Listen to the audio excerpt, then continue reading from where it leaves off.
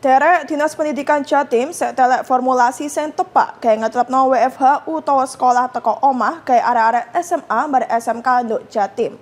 Para kepala sekolah ngarep WFH diterapno mek sedina tok. CE kualitase arek sekolah gak mudhun kaya zamane Covid-19 mbiyen.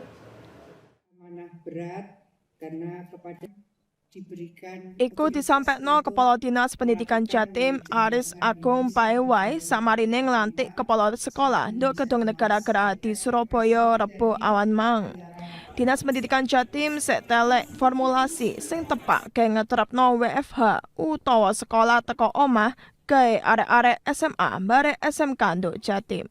Aris ngarep ka ana WFH nduk dunya pendidikan bare sekolahe tetep mlebu. Polahe sekolah dep-depan rai isok dipentelengi langsung barek guru pas sinau. Lek diterapno WFH utawa sekolah teko omah diwedeni gak ana sing mentelengi. Apa maneh wong tuane ya kudu nyambut gawe. Masih ngono, Dinas Pendidikan Jatim tetep kudu ndukung kebijakane pemerintah sing pengen efisiensi energi, utamane ngirit bensin. Mangkane pihake setelek formulasi sing tepak madakno barek pelajaran opo sing isok dilakokno WFH utawa sekolah teko omah. Teko usulan sing disampaikan nduk Dinas Pendidikan Jatim, para kepala sekolah negeri ambek partikelir ngarep WFH dilakokno mek sedina tok seminggune.